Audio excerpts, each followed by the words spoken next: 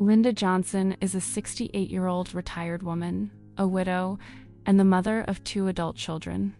For more than 4 decades, she worked as an administrative secretary at a public school in a quiet American town. Today, she lives alone in a comfortable home, drives a used car, and receives a monthly income that allows her to maintain a simple but dignified lifestyle. Linda enjoys having coffee in the morning, tending to her plants, chatting with her friends, and visiting her grandchildren on weekends. She is neither stingy nor facing extreme financial hardship. In fact, she's part of the middle class and worked hard to achieve financial stability. Even so, she began to notice that small purchases were putting a strain on her finances during retirement. Determined to preserve her peace of mind and financial independence, Linda decided to take a closer look at her spending habits. What she discovered along the way was surprising. Small, everyday decisions were having a much greater impact on her finances than she had ever imagined. She used to believe that retirement meant finally being able to shop without worrying too much. After decades of working, paying bills, and helping her family, it seemed only fair that she should be able to enjoy life a little more. But one morning, as she checked her bank statement, she noticed something troubling. She had not made any major purchases, yet her balance had dropped significantly. That was when she realized an important truth about retirement finances. Financial problems often begin with small decisions. Many purchases are justified by the belief that they will happen only once. However, when that behavior is repeated, the expenses add up and begin to strain the budget before the person even realizes what is happening. From that day on, she began paying closer attention to her own spending habits. She did not want to monitor every penny she spent or scrutinize every purchase she made each month. What she wanted was financial control, because peace of mind disappears when money keeps shrinking without any clear explanation. She realized that aging and spending are closely connected after retirement. Every purchase should be evaluated in light of the income a person actually has available. That did not mean giving up life's pleasures. It meant learning to distinguish genuine enjoyment from unnecessary impulse spending.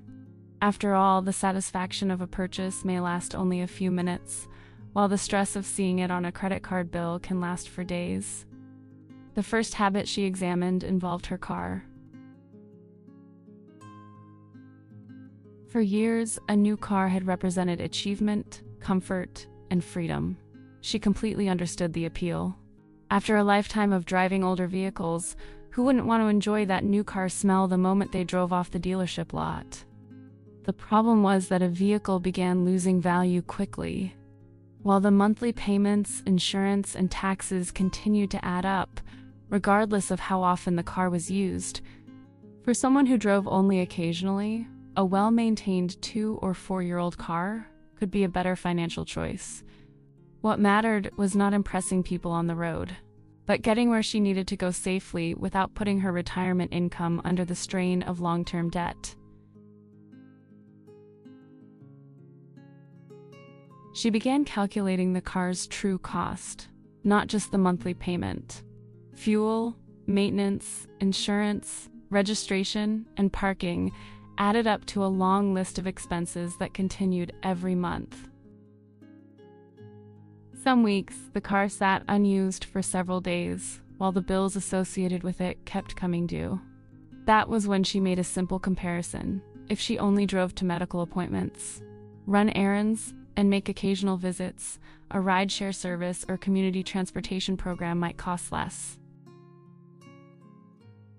The decision did not have to be drastic.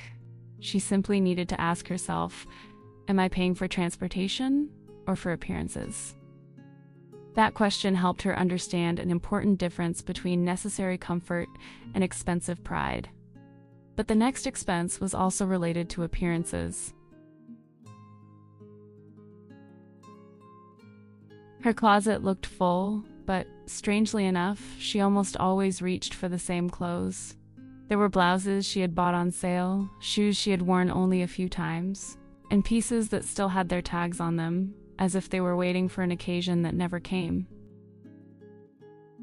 She realized that seniors' spending habits also influence the way they buy clothes. Often, a purchase is not motivated by a real need, but by boredom, comparison with others, or the desire to experience something new. One comfortable, durable piece of clothing can be more useful than 5 trendy items. And let's be honest, clothes that feel too tight do not look elegant. They simply suggest that a little more attention may be needed when it comes to eating habits.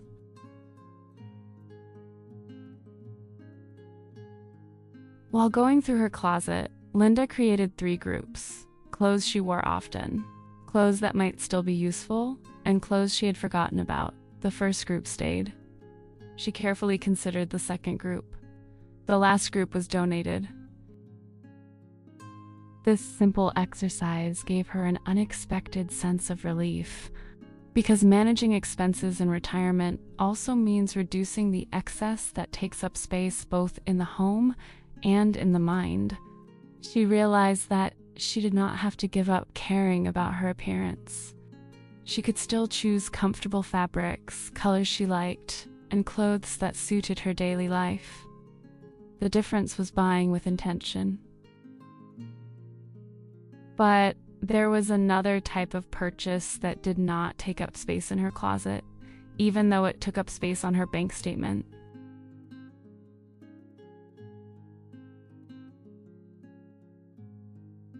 Monthly subscriptions seemed harmless. 1 digital magazine, 2 streaming services, a music platform, and a gym membership she hardly ever used. Each charge was small and easy to overlook, but together, they added up to a significant expense every month. This is one of the most dangerous aspects of managing personal finances. When the amount is small, people tend to think it is not worth spending time canceling the service. But $20 a month adds up to $240 a year. 4 similar charges can amount to nearly $1,000. For anyone managing finances during retirement, reviewing automatic payments can be one of the fastest ways to recover money without giving up quality of life.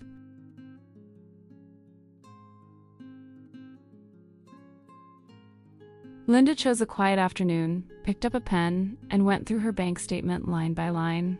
She did not rely solely on her memory, because memory is great at remembering birthdays, but not always reliable when it comes to remembering subscriptions. Next to each charge, she wrote, "Use often, use rarely, or I didn't even remember this." The results were revealing.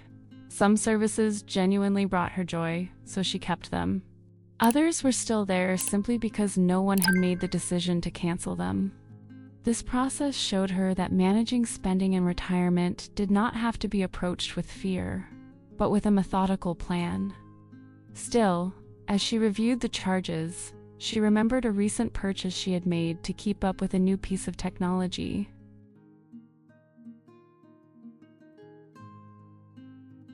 The new smartphone seemed indispensable in the advertisements. It had a better camera, a brighter screen, and features that promised to make life easier. Linda bought it, but she continued using it mainly for calls, text messages, and taking a few photos. Later, she realized that her previous phone already did almost everything she needed. Advertising had turned a minor upgrade into an urgent necessity. To avoid this kind of financial overspending, she began waiting 30 days before buying any new gadget. During that time, she asked herself whether the device would solve a real problem or simply provide the temporary excitement of having something new.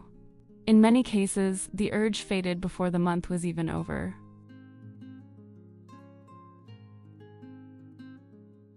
She also discovered that learning how to use her existing phone more effectively could be more economical than replacing it. She watched a few simple tutorials and adjusted its settings. Technology stopped being a showcase and became a practical tool. This change helped protect her retirement income because knowledge did not require a new monthly payment, The same reasoning could be applied to other purchases. Before replacing something, she needed to understand it. Before buying something new, she needed to wait. But there was another expense that was even harder to control because it was driven not only by desire, but also by her love for her family.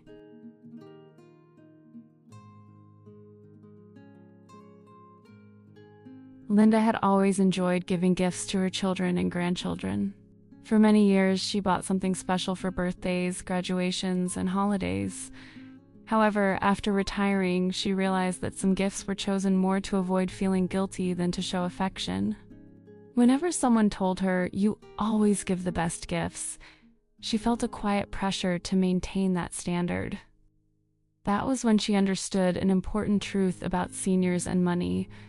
Love and price are not the same thing. A gift can cost very little and still carry great meaning. But before choosing her next gift, she would still have to face a difficult question.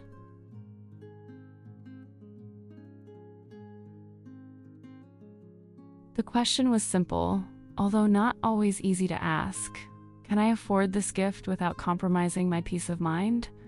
She learned that generosity is not genuine when someone has to give up medication, bills, or groceries just to maintain the appearance of being financially comfortable. As part of her retirement financial plan, she set an annual gift budget and began treating it as seriously as her electricity bill.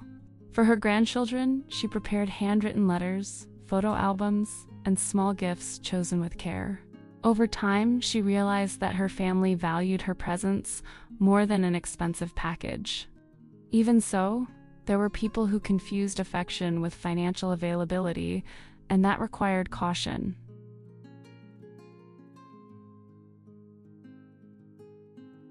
Whenever a family member asked her for money, she felt a tightness in her chest. After all, she had spent her entire life helping the people around her. But she learned that saying, "I can't take on that amount," did not mean she lacked love. It was a way of protecting her financial independence during retirement. She began offering help in other ways, accompanying someone to a medical appointment, teaching them how to organize important documents, or contributing a small, planned amount of money. Her guiding principle was not to promise more than she could afford to give. When someone offers more than they can afford, the problem is not solved. It is simply transferred to them. They are then left facing financial difficulties that could have been avoided.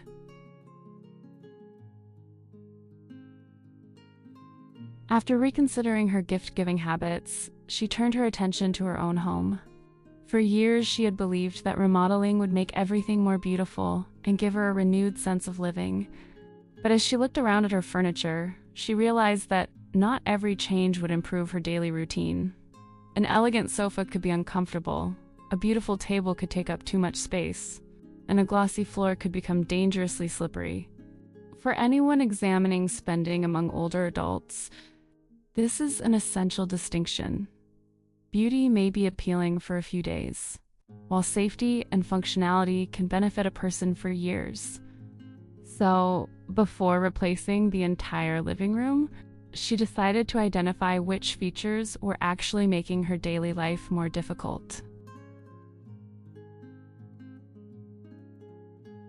The first change was simple. She installed better lighting in the hallway, placed a non-slip mat in the bathroom, and reorganized the items she used most often. These were not magazine-worthy renovations, but they made her home safer and more comfortable. These choices showed her that expenses in retirement are not limited to medications or doctor's appointments. A few home modifications can also protect a person's health and help prevent future costs. Linda realized that a chair with good back support was more valuable than an expensive armchair chosen solely for its appearance. As she made adjustments around the house, she began to rethink another very common habit.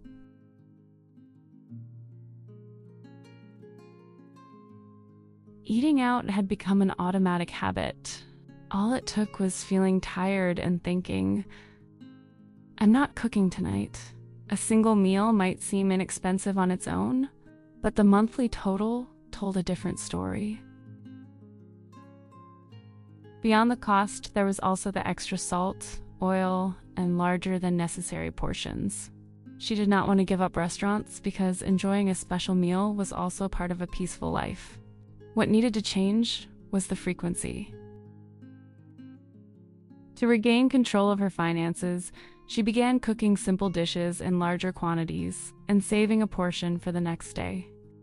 This strategy saved money, but it also revealed something about her daily routine.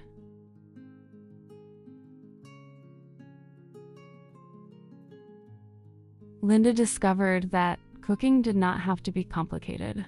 She prepared rice, vegetables, soup, eggs, and roasted chicken, always choosing meals that could be repurposed. On some Sundays, she invited a friend over to cook with her. Each woman brought an ingredient, and the work became easier. This small ritual helped her manage her finances because it reduced waste while also strengthening their friendship.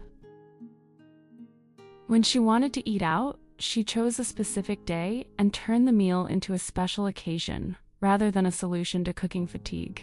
After all, spending money just to avoid a few minutes of preparation in the kitchen did not always provide genuine rest.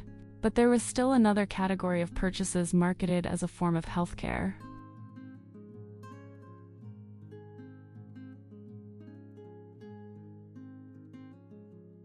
Supplements began appearing in advertisements with impressive promises.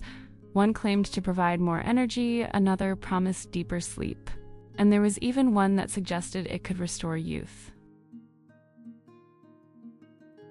Linda understood the concern behind these promises because aging naturally brings questions about the body and the future. However, she realized that fear could also be used to sell products and services. Instead of buying something because of an advertisement or a recommendation from someone she knew, she began consulting healthcare professionals and making decisions based on her test results. This approach helped her regain control of her finances and prevented anxiety from making decisions for her. True self-care was not about buying every product available, but about knowing what she actually needed. She organized her supplements in a box and wrote down the reason for taking each one. Some had been recommended by a healthcare professional. Others were there simply because someone had told her they worked very well. The difference quickly became clear. To improve her retirement finances, she decided not to start taking any new product without first understanding its purpose, whether she truly needed it, and what possible effects it might have. She also began paying closer attention to basic habits: a balanced diet, proper hydration, adequate sleep, and physical activity appropriate for her condition. None of these seemed as exciting as a brightly colored package, but lasting results usually appear gradually and quietly. And just when she thought she had reviewed her most important expenses, a request arrived that would put her resolve to the test.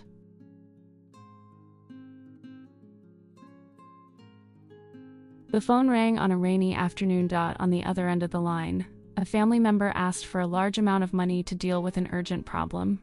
Linda remained silent for a few seconds, looking at the notebook where she recorded her expenses.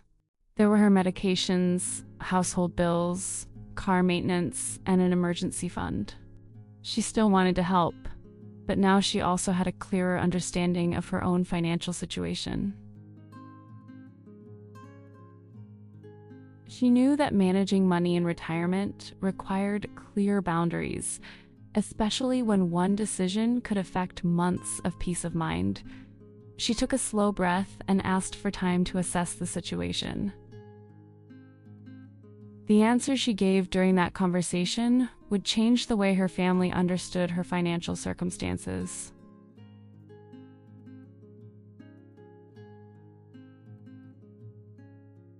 After that phone call, Linda opened her financial planning notebook and wrote down 3 questions.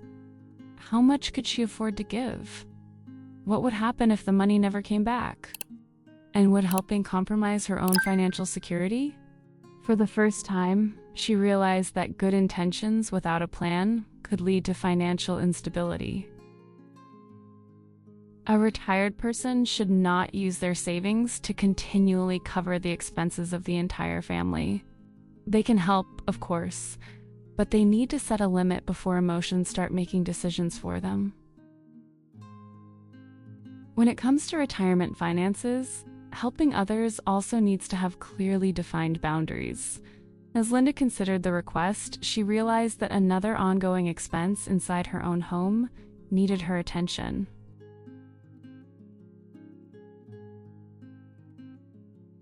In the pantry, there were too many groceries, duplicate products, and items that were slowly approaching their expiration dates.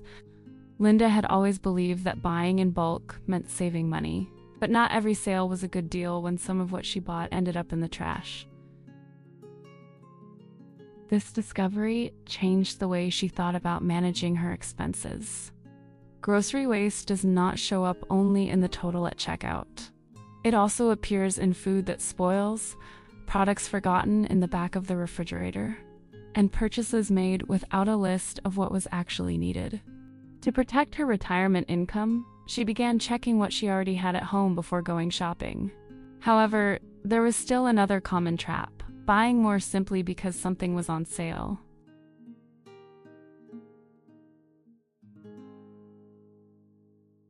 She began to question phrases like, "buy 3 and pay less." The offer might be a good deal for a large family, but not necessarily for someone who lived alone or with a partner. A discount does not automatically turn an unnecessary product into a smart purchase. That was an important lesson about expenses in retirement. A lower price does not matter if the item will never be used. She began asking herself how much she would actually consume, how much space the item would take up in the pantry, and whether she would buy it if it were not on sale. Even so, the grocery store was not the only place where comparison was influencing her decisions.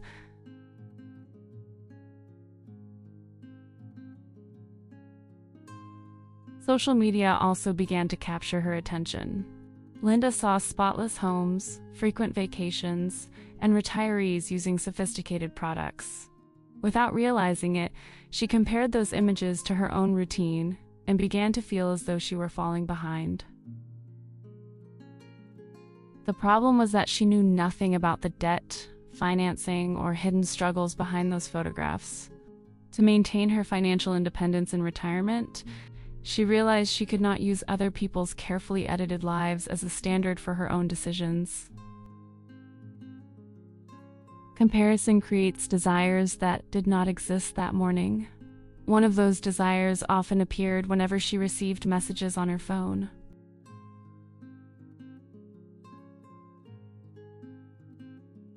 The messages advertised exclusive discounts, can't miss opportunities, and offers available for that day only.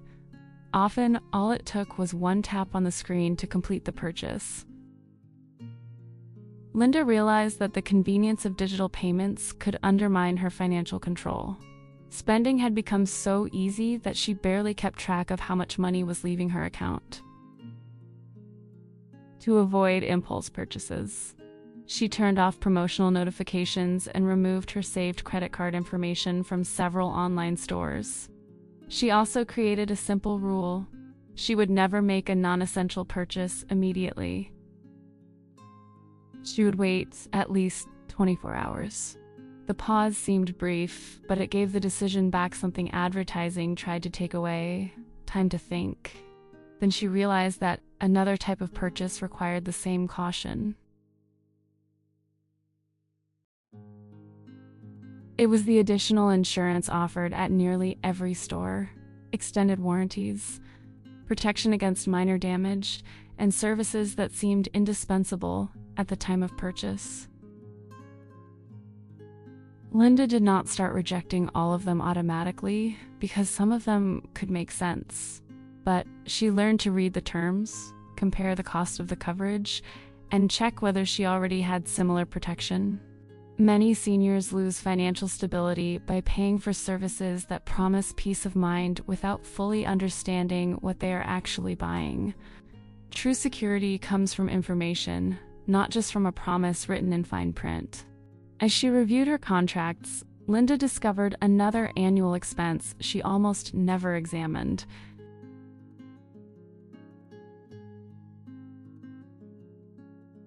The bank charged fees that seemed small, but were repeated every month. Linda was paying for services she rarely used and keeping a banking package she had chosen many years earlier. Instead of accepting the charges as an unavoidable part of life, she scheduled a meeting with the bank manager and asked what options were available.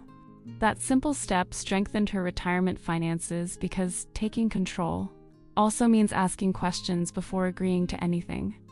She did not need to understand every financial term all at once. She simply had to ask for clear explanations and write down the answers. After that, she turned her attention to another service she continued paying for, even though she barely used it.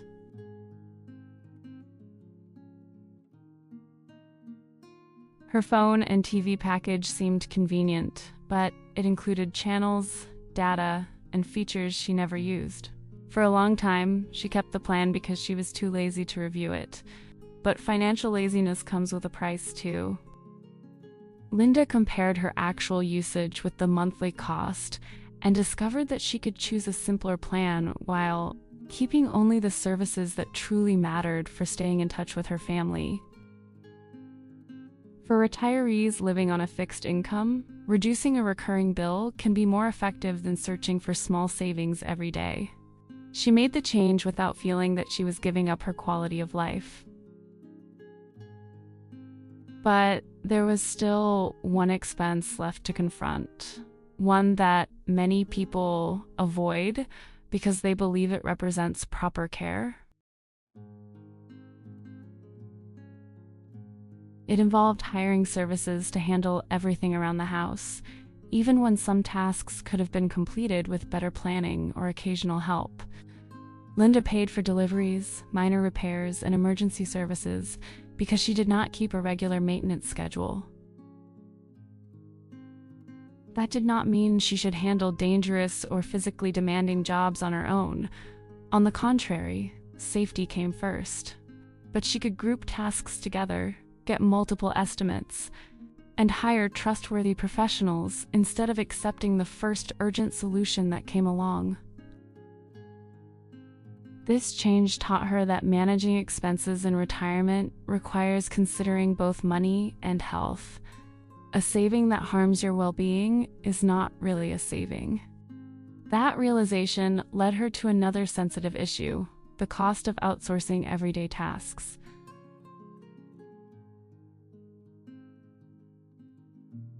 Linda realized that many of her purchases happened because she was tired, in a hurry, or unprepared.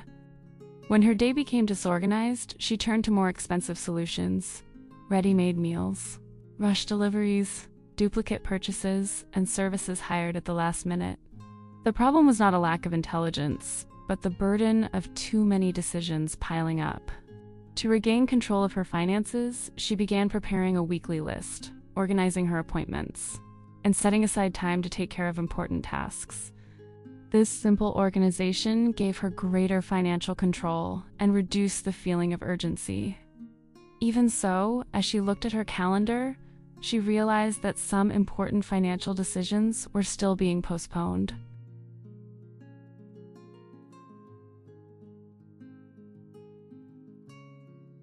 Linda understood that putting off financial decisions could also be costly.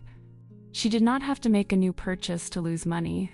She only had to leave contracts, fees, and habits unchecked while continuing to pay for services and routines that no longer made sense. That was why she set aside one morning each month to review her retirement finances. She checked her bank statement, reviewed upcoming due dates, and looked for any expenses that had increased. She did not do it anxiously, but with the calm consistency of someone caring for a plant, little by little, with steady attention. This ritual strengthened her financial control and reduced unpleasant surprises. However, while going through old documents, she found an expense that almost no one likes to discuss.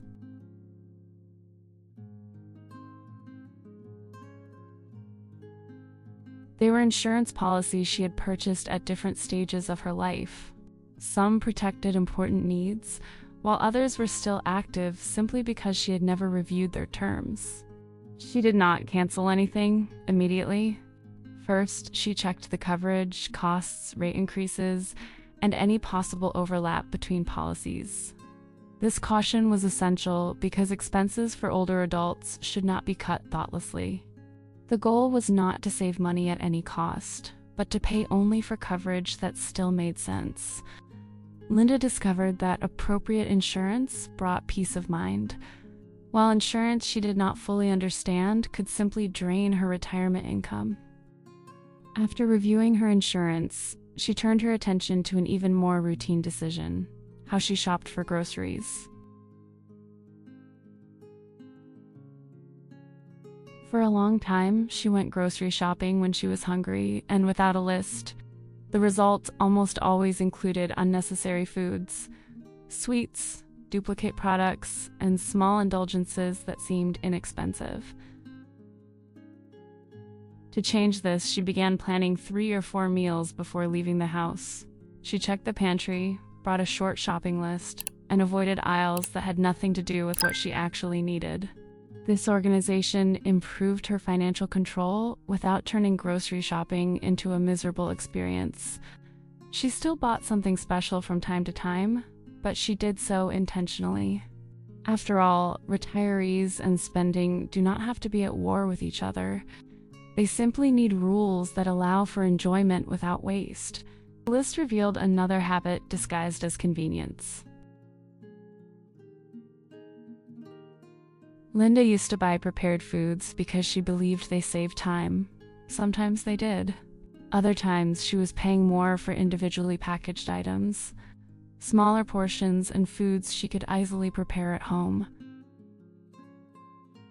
So she began comparing prices by the pound or by the gallon, instead of looking only at the price printed on the label.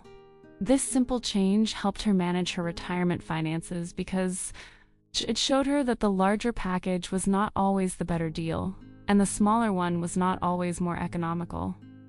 The true cost depended on how much usable product she was getting and how much she would actually consume.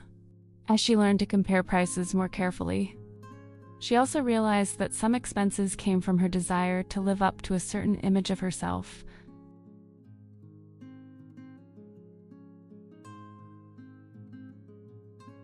There were products she bought to feel more organized, healthier, or up to date.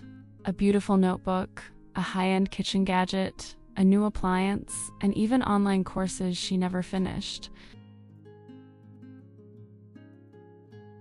Nothing seemed unreasonable on its own, but together, the purchases revealed an attempt to buy an ideal version of herself. Linda understood that financial control also meant recognizing when shopping was being used to deal with an emotion. Before buying something, she asked herself, "Do I really need this, or am I trying to feel different?" The question did not eliminate every desire, but it created an honest pause. And during that pause, she began to notice a curious connection between loneliness and spending.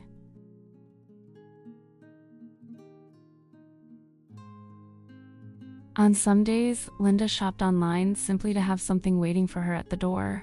The arrival of a package broke up the monotony, even when she did not really need what she had ordered. This realization did not embarrass her. It simply showed her that some purchases were quiet requests for companionship, novelty, or stimulation. To protect her financial independence in retirement, she needed to create alternatives for those moments. She began calling a friend, taking walks around the neighborhood, visiting the library, and attending community gatherings. Money was no longer being used as a remedy for boredom. However, there was still another expense connected to the desire to maintain the appearance of a life that was always active.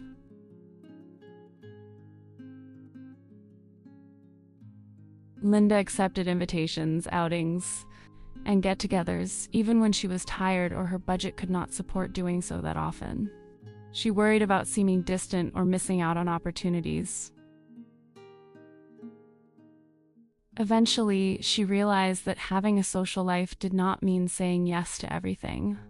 She began choosing the activities that mattered most and politely declining the others. When she wanted to spend time with someone, she suggested having coffee at home, going for a walk, or talking in the park. This change created a healthier balance between social life and money, because she began spending on experiences she truly valued. It was not isolation, it was being selective. And as she became more selective about her commitments, she realized that she also needed to be more selective about the people who influenced her spending.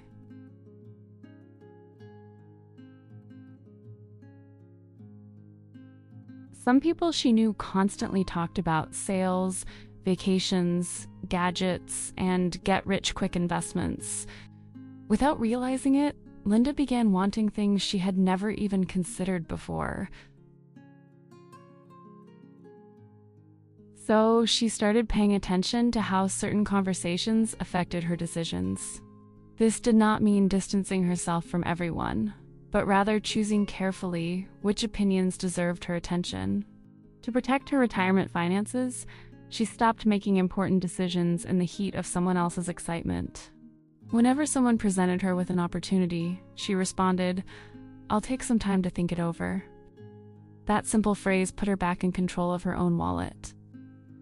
Even so, managing outside influences would not be enough without a clear rule for the money she still had available.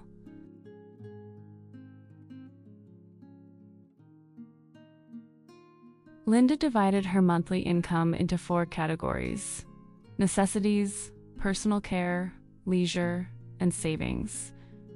The money set aside for leisure was not off limits. On the contrary, it existed so she could enjoy herself without feeling guilty.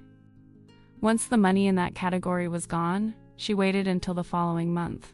This system gave her greater clarity and reduced financial overspending because every expense now had a designated place. Her savings, however, were not used for everyday purchases. They were reserved for emergencies, maintenance, and truly important situations. For the first time, Linda felt that her retirement income had a purpose before she even spent it. Now, all she had to do was turn this organization into a lasting commitment.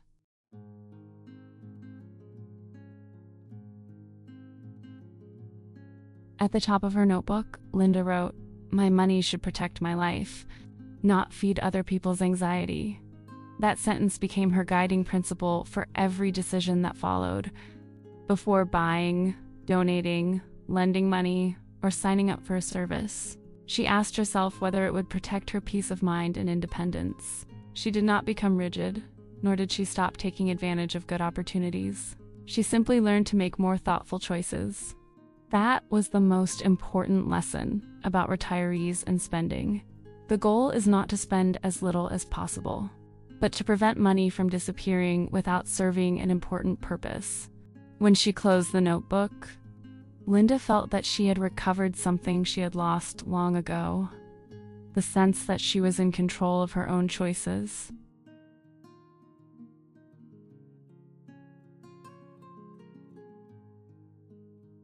Linda's story shows that aging well depends not only on having financial resources, but also on knowing how to manage them with clarity and purpose. The greatest financial risks in retirement rarely come from one single major decision. They build up through the small choices people make every day, the plan they never review, the product they buy on impulse, the contract they sign without reading, or the request for help they accept without setting boundaries. Financial control in later life does not mean deprivation. It means understanding where your money is going, separating necessities from unnecessary expenses, and making decisions based on real information rather than fear or pressure. Those who reach this stage of life with organization and awareness gain much more than savings. They gain peace of mind, independence, and the freedom to enjoy the years still ahead.